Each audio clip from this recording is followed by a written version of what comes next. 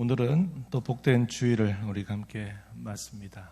5월을 계절의 여왕이라 이렇게 우리가 부르는데 어느덧 이 5월도 지나가는 길목에 우리가 함께 서 있습니다. 이제는 아마 좀 더 더워지는 계절이 다가오겠죠. 건강 안전에 계속적으로 유의해 주시기를 바랍니다. 오늘도 사랑하는 주님 앞에 나오신 여러분들에게 주께서 은혜와 평강으로 함께해 주시기를 축복합니다. 지난주에 이어서 오늘도 다니엘서 말씀을 한번 더 살펴보려고 합니다. 우리가 지난 주일에는 다니엘과 세 친구들의 신앙 이야기를 생각해 보았는데 오늘은 느부갓네살 왕 이야기, 특히 그의 꿈에 관한 이야기를 함께 살펴보려고 합니다. 느부갓네살은 늘상 꾸는 꿈이 있겠지만 그의 생애 가운데 매우 특별한 꿈을 2번을 꾸게 됩니다. 오늘 우리가 읽은 이 본문의 내용은 이 느부갓네살 왕의 2번째 꿈이 기록되고 있는 부분입니다. 지금과는 다르게 예전에는 이 꿈이 하나님의 뜻을 전달하는 계시의 수단으로 사용되곤 하였습니다. 우리가 잘 아는 사람 가운데 요셉이라고 하는 인물, 꿈의 사람이다. 우리가 그냥 그렇게 부르기도 할 만큼 요셉은 꿈을 통해서 그의 인생의 삶, 그리고 그를 통해서 그 민족 전체에 큰 영향력을 끼치는 삶을 살았던 인물이죠. 오늘 우리가 읽은 가운데서 이방의 군주였던 이 느부갓네살의 꿈도 단순히 자기 개인에만 해당되는 꿈이 아니라 그 꿈이 장차 어떠한 역사들이 펼쳐지게 될 것인가 하는 것을 보여주는 매우 특별한 계시적인 꿈에 해당된다 하는 겁니다. 오늘은 영적인 총명이라고 하는 제목으로 함께 말씀을 나누고자 합니다. 오늘도 이 말씀을 여러분들이 주의 깊게 잘 들으시면서 또 잘 이해하시고 또 성령께서 여러분의 생활 속에 또 여러분이 처해 있는 상황 속에 구체적으로 들려주시는 음성을 잘 들으시고 또 순종하게 되기를 바랍니다. 느부갓네살 왕은 바벨론의 초대 왕입니다. 그에게 있어서 유다라고 하는 나라는 3번의 침략을 통해서 유다 나라는 패망한 나라였습니다. 유다 백성들이 섬기는 신에 대하여 그에게는 아무런 관심의 대상이 되지 않았습니다.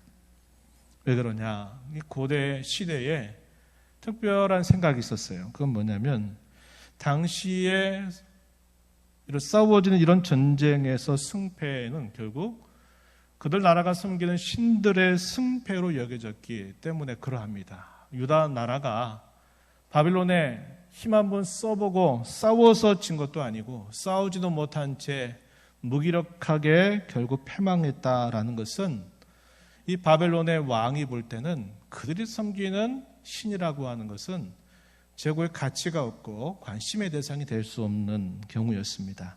그런데 놀랍게도 그가 꾸는 꿈 속에서 유다 백성들이 섬기는 신, 곧 하나님이 그 꿈 속에서 나타나시게 된 것입니다. 이게 무슨 내용이었을까요? 어느 날 느부갓네살 왕은 매우 이상한 꿈을 꿉니다. 땅의 중앙에 있는 한 나무가 계속 자랍니다. 아주 튼튼하게 자라더니 이 높이가 하늘에까지 닿는 모습이 그려져요. 그 나무가 자라면서 아름다운 잎사귀를 내고 많은 열매를 맺히게 되니까 수많은 사람들이 그 나무로부터 먹을거리를 제공받습니다. 그리고 들짐승이나 새들에게도 그들이 쉴 수 있는 거처를 제공해주게 된 것입니다. 그런데 갑자기 그것을 지켜보던 사람, 순찰자라고 표현이 되는데 순찰자 혹은 한 거룩한 자가 갑자기 하늘에서 내려옵니다. 그리고 명령을 하는데 그 큰 나무의 밑둥을 잘라버리라고 이야기하는 겁니다. 구루터기만 남겨두고 그것들을 다 잘라버리라 명령을 하게 돼요. 그리고 그 남겨져 있는 구루터기를 쇠와 놋줄로 단단히 묶어 들풀 가운데 두라. 그리고 그것이 하늘 이슬에 젖고 땅의 풀 가운데서 짐승과 더불어서 제 몫을 얻게 하라 하는 명령이 떨어지게 된 것입니다. 그리고 계속 이어지는 음성이 뭐냐면 7년 동안 짐승의 마음을 받아 보내면서 무엇인가를 깨닫고 난 후에야 다시 그가 세워지게 된다 하는 말씀이 들린 겁니다. 그리고 나서 이 느부갓네살은 꿈에서 깨어납니다. 근데 그 꿈이 너무 이상한 꿈이에요. 그 꿈을 깬 이 느부갓네살은 대단히 두려운 마음, 또 고통스러운 마음을 경험할 수밖에 없었습니다. 그 꿈은 첫 번째 그가 꾸었던 꿈과 마찬가지로 바벨론의 꿈을 해석하는 술사들이나 이 점쟁이들이 그 꿈이 무엇인가를 알아낼 수 있는 것이 아니었습니다. 그래서 왕은 누구를 불러들이느냐? 또다시 다니엘을 왕 앞으로 불러드립니다. 그리고 그를 향해서 이렇게 칭해요. 그를 뭐라고 부르냐면 이렇게 말합니다. 거룩한 신들의 영이 있는 자 다니엘, 이렇게 부르는 거예요. 이 내용이 다니엘서 4장 8절 또 9절 18절 이렇게 보면 이 느부갓네살이 다니엘을 부를 때마다 그렇게 그를 따로 부르는 겁니다. 거룩한 신들의 영이 있는 너 다니엘아, 이런 식으로 부르는 거예요. 이 표현은 이방인들의 눈에 보이는 다니엘의 모습이었습니다. 그는 단순히 똑같은 사람이 아니라 저 사람에게는 특별한 신들이 함께하는 능력을 가진 사람이다, 이렇게 비춰줬던 것이에요. 하지만 오늘 우리가 이 말씀을 읽을 때 바로 그것이 성령 하나님이 그를 충만하게 붙들고 계셨다 하는 것을 우리는 알게 되죠. 다니엘 또한 이 느부갓네살이 꾸었다고 한 그 꿈을 듣고는 놀라움과 번민으로 가득 차게 됩니다. 그리고는 그 꿈의 내용이 왕을 미워하는 자에게 미치기를 바라고 왕의 대적자들에게 응하기를 진심으로 바란다라고 말을 하고서는 그 꿈의 내용은 이러이러한 내용입니다 설명합니다. 하늘에 닿은 이 큰 나무는 바로 느부갓네살 왕 그 자신을 상징한다, 이렇게 설명하죠. 왕이 경고하여 권세가 땅끝까지 미치게 될 것이다 라고 그렇게 말합니다. 그런데 한 순찰자, 지켜보는 사람, 한 거룩한 자의 명령이 왕에게 미치게 될 것인데 사람에게 쫓겨나서 7년 동안 구루터기처럼 들짐승들과 함께 살면서 소처럼 풀을 먹고 하늘 이슬에 젖을 것이라고 이야기합니다. 그리고 진리를 깨닫고 난 후에 다시 왕이 되어서 왕의 나라가 견고해질 것입니다. 그 꿈의 내용을 이렇게 설명을 해줍니다. 그러면서 그가 깨닫는 그 내용에 대하여 간략하게 한마디로 요약을 한다면 이런 내용이라는 겁니다. 유다 백성들이 섬기는 이 하나님의 통치, 이 하나님의 주권에 대해서 당신이 깨닫고 난 다음에 다시 당신이 왕으로 복귀하게 될 것이고 왕의 나라가 견고해질 것입니다. 이렇게 말해주는 겁니다. 다니엘서 4장 25절 하반절 한번 잠시 보시겠습니까? 이렇게 말해요. 그때 지극히 높으신 이가 사람의 나라를 다스리시며 자기의 뜻대로 그것을 누구에게든지 주시는 줄을 아시리이다, 이렇게 말합니다. 또 그들이 그 나무 뿌리에 구루터기를 남겨두라 하였은즉 하나님이 다스리시는 줄을 왕이 깨달은 후에야 당신의 나라가 견고할 것입니다, 이렇게 설명을 합니다. 그리고서는 아직 닥치지 않은 일이기 때문에 다니엘은 그 왕을 향해서 간곡하게 당부를 하게 되는데 그 당부하는 내용이 4장 27절에 소개되는데 이렇게 말합니다. 공의를 행하십시오. 가난한 자를 긍휼히 여기셔서 죄를 사하십시오. 그러면 혹시 왕이 평안할 수 있을 것입니다. 이렇게 느부갓네살 왕에게 당부를 하게 됩니다. 매우 특이한 꿈을 꾸고 그에 대한 해석과 당부를 들었지만 느부갓네살은 시간이 지나면서 이러한 것들을 잊어버리게 됩니다. 이 꿈을 꾸고 난 지 1년이 되는 어느 날 느부갓네살은 교만해졌습니다. 그리고 그가 다니엘을 통해서 들었던 그 모든 교훈들을 망각하게 되었습니다. 그 순간 그가 그렇게 말했던 그 꿈이 그대로 아주 순식간에 그대로 이루어지게 되는 것을 경험하게 돼요. 다니엘서 4장 30절, 31절 말씀을 잠시 한번 눈으로 보시면 이렇게 말하죠.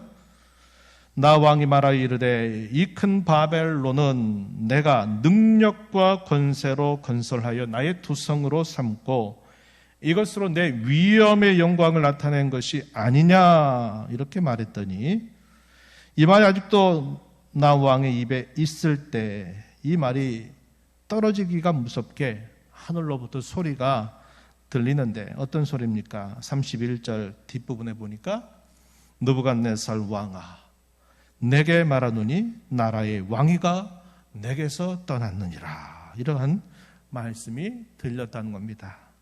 그리고서는 그 꿈에서 얘기했던 그대로 모든 일들이 다 이루어지게 되는 것을 경험하게 된 겁니다. 그러면서 그가 광야 같은 곳 이런 데서 7년 세월을 보내는데 짐승과 다를 바 없는 그런 생활을 7년 동안 보내게 되고 7년이 되어갈 때 그가 하늘을 우러러보자 다시 그의 총명이 돌아오게 되었습니다.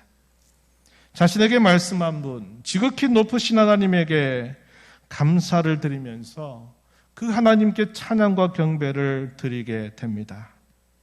그러면서 그 하나님의 권세는 영원하고 그분의 나라가 대대에 이를 것이고 그분의 주권은 그 어느 누구도 침범할 수 없는 절대 주권을 가지고 있다라고 이렇게 고백을 하게 됩니다. 그렇게 고백하는 동시에 자신이 다시 왕으로 복귀하게 되면서 이 바벨론 나라를 다시 견고하게 다스리게 된 것이 고백이 되고 있다 하는 것입니다. 이 내용이 오늘 우리가 살펴보게 되는 본문 속에 표현인데요. 34절로부터 36절인데 34절 한 중간 정도 보시면 이렇게 말합니다. 이에 내가 지극히 높으신 이에게 감사하며 영생하신 이를 찬양하고 경배하였나니 그 권세는 영원한 권세, 그 나라는 대대에 이르리로다. 35절에 땅의 모든 사람들을 없는 것 같이 여기시며 하늘의 군대에게든지 땅의 사람에게든지 그는 자기 뜻대로 행하시나니 그의 손을 금하든지 혹시 이러기를 내가 무엇을 하느냐고 할 자가 아무도 없도다. 이 무슨 말입니까? 그가 그렇게 하고자 하신 일에 대하여 그 어느 누구도 범접할 수 없고 침범할 수 없는 그런 절대적인 주권을 가지고 계시다 하는 것을 당시에 천하를 호령했던 군주 이 느부갓네살이 고백을 하면서 하나님을 높이는 그런 모습이 표현되고 있다 하는 것입니다. 오늘 우리가 주목하자는 이 교훈은 영적인 총명에 대한 것입니다. 하나님이 느부갓네살에게 꿈꾸게 하신 목적은 그를 깨닫게 하는 것이었습니다.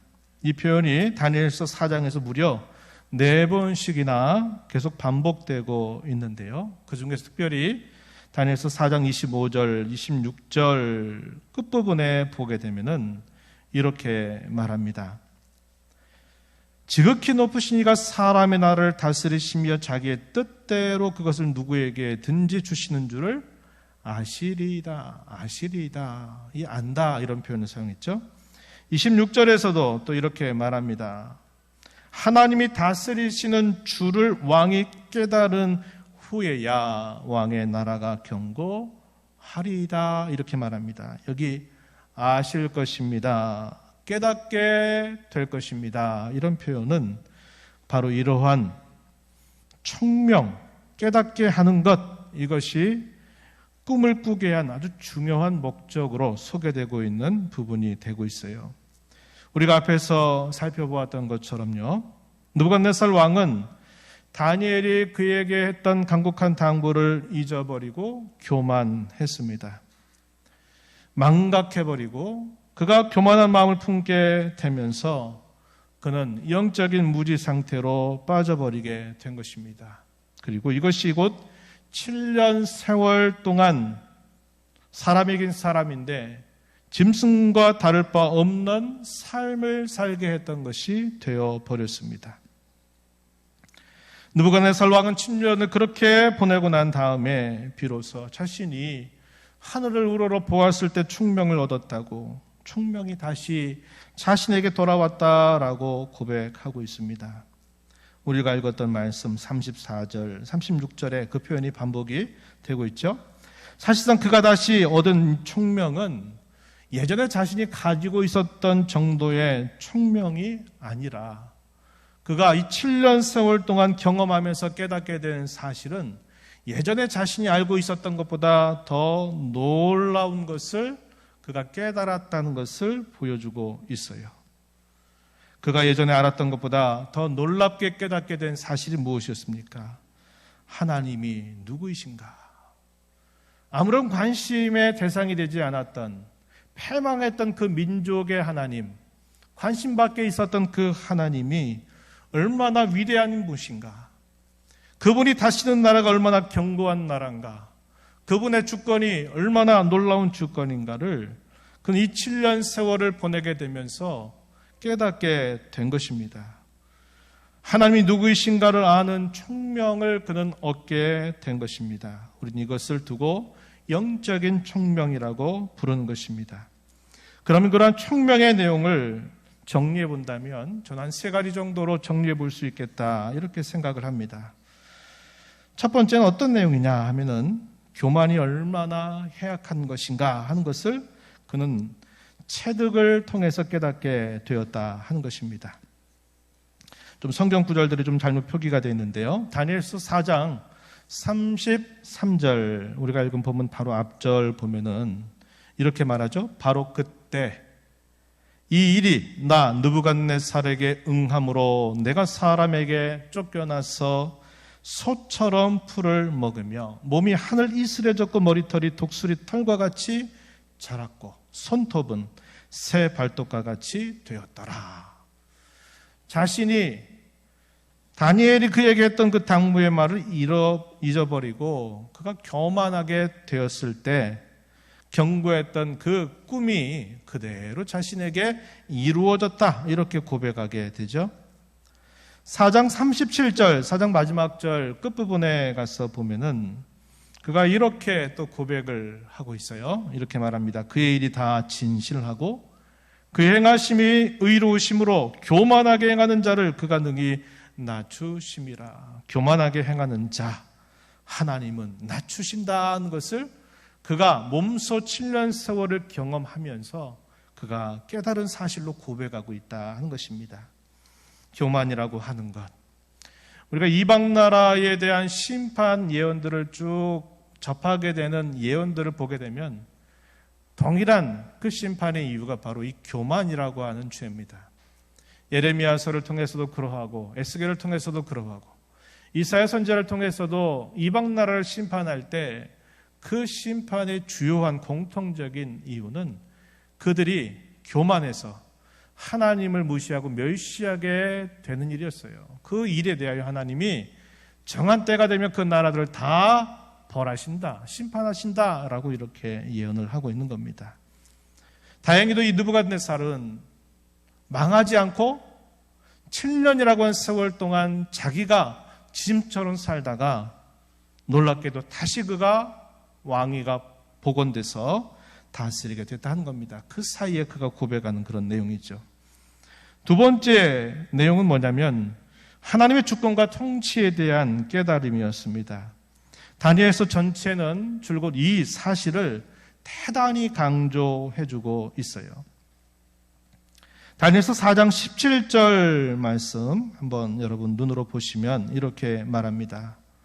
이는 순찰자들의 명령대로요 거룩한 자들의 말대로이니 지극히 높으신 이가 사람의 나라를 다스리시며 자기의 뜻대로 그것을 누구에게든지 주시며 또 지극히 천한 자를 그 위에 세우시는 줄을 사람들이 알게 하려 함이라. 25절 끝부분에서도 가서 보시면 지극히 높으신 이가 사람의 나라를 다스리시며 자기의 뜻대로 그것을 누구에게든지 주시는 줄을 아시리라, 이렇게 또 표현을 했습니다. 이것이 하나님의 그 통치에 대해서 고백하고 있는 그런 내용들이고, 그 통치와 그 하나님이 가지고 계신 주권에 대해서 표현하고 있는 말이죠. 우리가 읽은 본문 속에서도 그 내용은 분명히 확인되고 있는데 35절 다시 한번 보시면 이렇게 말합니다. 땅의 모든 사람들을 없는 것 같이 여기신다. 하늘의 군대에게든지 땅의 사람에게든지 그는 자기 뜻대로 행하신다. 그의 손을 금하거나 혹시 말하기를 내가 무엇을 하느냐라고 할 자가 아무도 없다. 하나님의 이 주권에 관한 그 어느 누구도 그분의 주권을 침해할 수 없다, 저항할 수 없다, 침범할 수 없다라고 하는 사실을 이방의 군주가 이렇게 고백하고 있다 하는 것입니다. 마지막으로는 이 영적인 청명을 갖게 되는 그 결론이 하나님을 찬양하는 것으로 이어지고 있다 하는 것입니다. 이것은 느부갓네살이 깨닫게 되면서 고백했던 내용, 그리고 그 고백한 내용들을 시간이 지난 다음에 그것을 왕이 친히 친서를 써서 이것을 그가 다스리고 있는 각 지역의 조서로 내리게 된 사실에서도 확인이 되고 있습니다. 37절 말씀해 보면 나 느부갓네살은 하늘의 왕을 찬양하며 칭송하며 경배한다, 이렇게 말했어요. 그리고 4장 1절과 2절에 가면 그것을 조서로 자기가 다스리고 있는 만국 백성들에게 조서를 내리는 내용이 소개가 됩니다. 4장 1절 한번 보시면 이렇게 말합니다. 느부갓네살 왕은 천하에 거주하는 모든 백성들과 나라들과 각 언어를 말하는 자들에게 조서를 내리노라. 원하노니 너희에게 평강이 있을지어다. 2절에 지극히 높으신 하나님이 내게 행하신 이적과 놀라운 일을 내가 알게 하기를 즐겨하노라. 이왕의 군주가 온 백성들에게 명령을 내리는 친서를 써가지고 그것을 다 전달하는데 그 내용이 평강이 있기를 원한다 하는 인사말과 더불어 그 친서의 주요 내용이 뭡니까? 하나님께서 유다 백성들이 섬기는 그 하나님이 내게 행하신 이적과 놀라운 일을 내가 너희들에게 알게 하고자 내가 이 조서를 쓴다, 이렇게 말한 겁니다. 그가 갖지 못했던 이런 총명을 그가 갖게 된 다음에 그는 그 총명의 사실로 인하여 하나님을 높이 찬양하고 경배하고 그분을 높이는 그런 모습을 보여주고 있다 하는 것입니다. 오늘 이 말씀을 저는 세 가지로 함께 적용해 보기를 기대합니다. 먼저는 우리의 신앙생활은 깨닫는 신앙생활이 되는 것이 대단히 중요하다. 깨닫는 신앙생활에 힘쓰자 하는 것입니다. 느부갓네살 왕의 꿈은 비록 유다는 패망해서 포로로 끌려갔어도 그들의 하나님은 살아계시고 이 유다를 넘어서 자신이 다스리는 이 바벨론 나라마저도 경영하시는 전능하신 분이심을 그는 그 꿈은 보여주고 있습니다. 당시의 최고 권력자의 입에서 고백되고 조서로 내려진 그 내용이 바로 이러한 내용이었음을 확인하죠. 안타까운 것은 하나님을 섬기는 저와 여러분조차도 이러한 사실들을 너무나 쉽게 잊어버린다고 하는 것입니다. 저와 여러분이 이 땅에 살면서 신앙생활을 하는 중에 늘 이런 일이 있게 되기를 저는 축복해요. 어떤 것이냐? 여러분들이 하나님 앞에 나올 때마다, 여러분들이 하나님의 말씀을 들으실 때마다, 여러분들이 하나님 앞에 나와서 기도하실 때마다, 여러분들이 하나님 앞에 나와서 찬송을 드릴 때마다 여러분들은 늘 깨달음이 있게 되기를 바란다고 하는 겁니다. 여러분이 삶을 살아가면서 영적인 감각이 깨어나고 깨닫는 신앙생활을 여러분의 삶 속에서 날마다 영위에 가기를 저는 축복하고 싶은 것입니다. 그것이 없다면 우리의 신앙은 깊어질 수가 없습니다. 그것이 없다면 우리의 신앙은 자랄 수가 없습니다. 우리의 신앙은 커질 수가 없어요. 우리의 신앙은 열매를 맺을 수 없기 때문입니다. 시편 49편 20절 말씀, 그런 말씀이 있어요. 종기 하나 깨닫지 못하는 사람은 멸망하는 짐승 같도다. 이렇게 표현하는 말입니다. 누가 보여줬습니까? 느부갓네살 왕이 보여줬어요. 7년 세월 동안 그 높은 왕위에서 쫓겨나서 광야 같은 곳에서 들속에서 짐승과 똑같은 삶을 그는 살았어요. 무엇 때문에? 교만했고 다니엘을 통해서 그에게 주었던 그 당부의 말씀을 망각하게 되면서 그는 결국 그러한 짐승 같은 삶을 7년 동안 살았다는 것을 우리가 확인해 보았습니다. 우리 사람은 하나님의 형상으로 존귀하게 지음을 받았어요. 하나님의 형상으로 지음받았다 이 말은 하나님과 특별하게 만나 교제할 수 있는 특권이 다른 모든 피조물과 다르게 그것을 부여받았다는 것을 말해요. 그렇게 하나님의 형상으로 존귀하게 지음받았어도 깨닫지 못하고 살아가는 사람은 짐승과 똑같은 자들이다. 이렇게 이 시편 49편 20절은 우리에게 말해주고 있다는 겁니다. 우리의 신앙생활이 왜 늘 제자리 걸음치고 있는지, 우리의 신앙생활이 왜 뒤로 예전보다 못한 삶을 살고 있는지, 우리의 신앙생활이 왜 재미가 없고 날마다 똑같은 삶을 반복하는 것처럼 무기력하고 무미건조한 삶을 살게 되는지, 그것은 우리에게 깨달음이 없기 때문임을 우리는 기억해야 합니다. 그래서 제가 조금 전 말씀드렸던 것은 여러분들이 하나님 앞에 예배하러 나오실 때마다, 여러분들이 하나님 앞에 기도를 올릴 때마다, 여러분들이 하나님의 말씀을 읽거나 들으실 때마다, 그분께 찬송을 드릴 때마다 여러분들이 어떤 것이라도 또 깨닫고 이런 것이로구나, 이런 것이구나 하는 그런 감격을 가지고 살아가게 되기를 바라는 것입니다. 여러분이 가정에서 일터에서 살아가면서 그냥 똑같이 그저 주어진 삶을 남들과 똑같이 살았다고 하는 이런 무미건조한 삶이 아니라 살아가는 삶 속에서 하나님의 손길을 더 깨닫고 하나님이 어떻게 나를 주관하고 계신지를 날마다 깨닫는 삶이 된다면 이것이 얼마나 복되냐 하는 것입니다. 여러분의 삶이 이런 삶이 되기를 진심으로 바라고 이렇게 되기를 여러분들이 사모하고 힘써가는 자세를 가져야 한다 하는 것입니다. 다음으로는 이중 왕국에 대한 확고한 이해와 고백이 있어야 한다 하는 것입니다. 두 나라 이야기입니다. 느부갓네살은 두 번의 꿈을 꿨죠. 다니엘서 2장에서 신상에 대한 꿈을 꿉니다. 그리고 오늘 우리가 있는 이 다니엘서 4장에서는 하늘에 닿는 나무 꿈을 그가 꾸게 되죠. 그리고 또 하나 특별한 사건이 있었어요. 도라 평지에다가 금으로 신상을 만들고 그 신상에 절하지 않으면 풀무불에 던져놓겠다라고 하는 이런 경고가 있었음에도 다니엘의 세 친구들은 우린 절대로 그렇게 할 수 없습니다라고 말하면서 아주 뜨거운 풀무불 안에 던져지지만 세 사람이 던져졌는데 네 사람이 그 안에 있는 것을 발견하고 털끝만큼도 그 어떤 것도 상하지 않고 살아나온 것을 보게 되면서 느부갓네살은 분명하게 깨닫죠. 이 친구들이 섬기는 하나님이 누구이신가? 그분은 과연 무엇을 행하시는가를 선명하게 깨닫고 그것을 고백했습니다. 그는 자신이 다스리는 사람의 나라, 그리고 하나님이 다스리시는 영원한 나라가 비할 수 없이 대조가 된다는 것을 그는 깨달았습니다. 사람의 나라라고 하는 표현이 여러 번 반복이 돼요.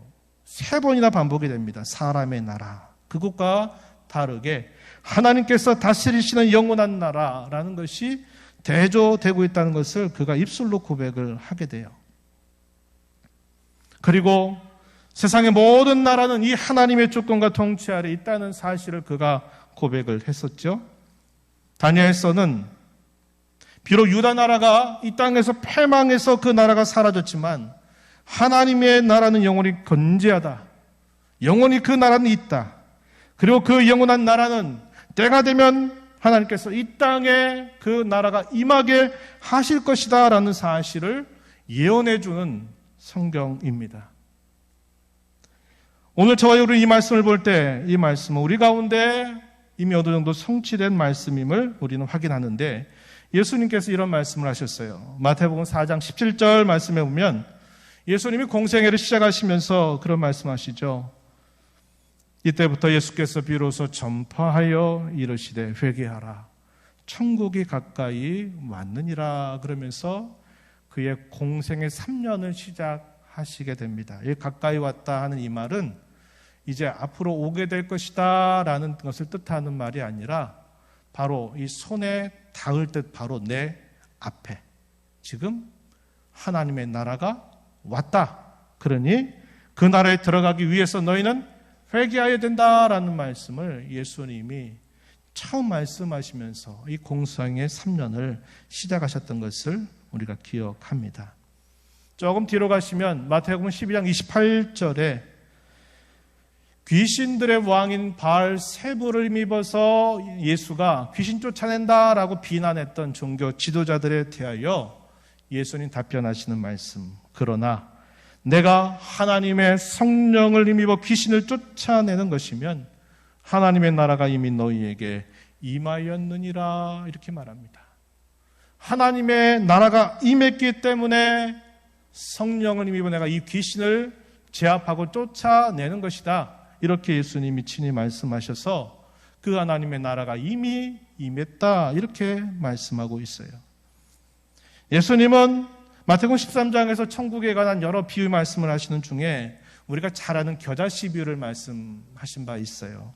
마태복음 13장 31절 32절에 보면은 예수님이 천국 하나님의 나라를 비유할 때 이렇게 말합니다. 천국은 마치 사람이 자기 밭에 갖다 심은 겨자씨 하나 같으니 이는 모든 씨보다 작은 것이로되 자란 후에는 풀보다 커서 나무가 되매 공중의 새들이 와서 그 가지에 깃들이느니라 이렇게 말합니다.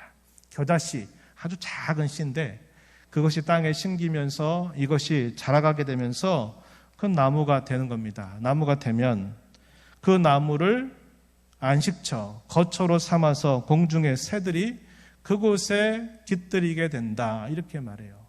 이 꿈의 내용도 오늘 우리가 살펴본 다니엘 4장에서 등장하는 느부갓네살이 땅의 중앙에 한 나무가 크게 올라갔는데 그 나무에 열매가 많으니까 사람들이 그 나무로부터 열매를 따먹고 들짐승도 그 나무 아래에서 자기 쉴 곳을 정하고 새들도 그곳에 와서 거기에 거처를 정했다고 말하죠. 이것은 한때 이 바벨론 나라가 그만큼 견고한 나라가 돼서 명성을 떨칠 것을 이야기하지만 그 나라는 결국 흐르는 시간 속에서 사라져버린 나라가 됐어요. 그런데 예수님께서 이 땅에 오시면서 가져오신 그 하나님의 나라는 처음에는 겨자씨같이 너무 작고 미미해서 보이지 않지만 이것이 계속 자라가게 되면 나중에는 큰 나무가 돼서 공중의 새들이 그 나무에 깃든 일이 될 거다. 이 말은 이방의 모든 민족과 이방의 백성들이 그 하나님의 나라로 들어오게 될 것을 말씀해 주시는 내용이 된다 하는 겁니다. 우리는 이 두 나라를 살고 있어요. 제가 마지막으로 여러분과 꼭 말씀드리고 싶은 것은 우리는 하나님의 나라를 지금 여기서부터 살아가야 한다는 겁니다.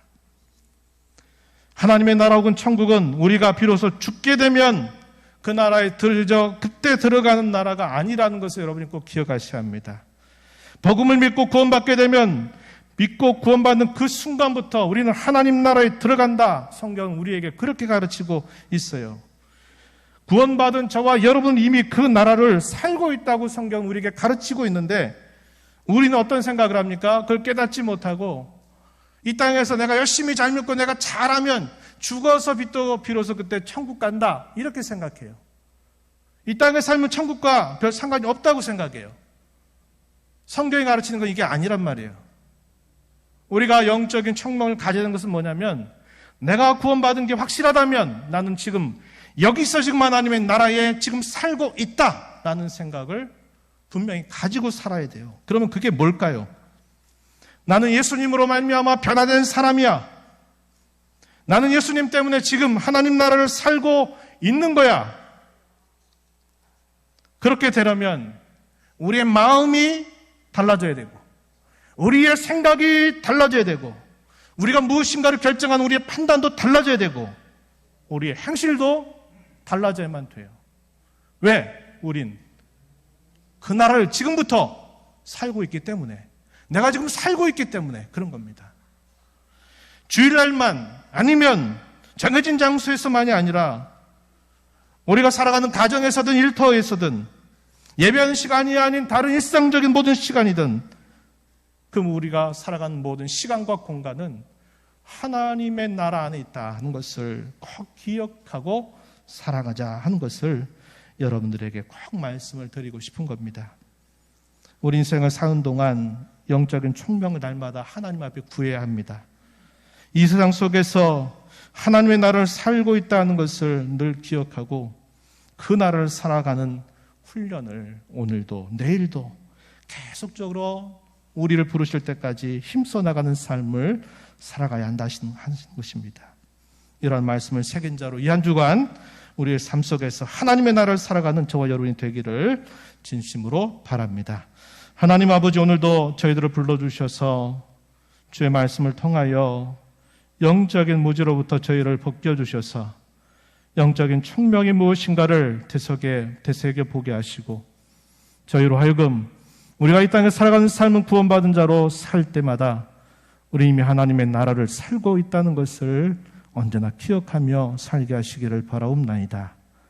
세상 사람들과 똑같은 마음, 똑같은 생각, 똑같은 판단, 똑같은 삶이 아니라 내가 하나님의 나라의 백성으로 살고 있다고 하는 이 정체성과 이 사실을 마음에 기억하고 다르게 생각하고 다르게 살아가는 저희들의 삶이 되도록 하나님 붙잡아 주옵소서.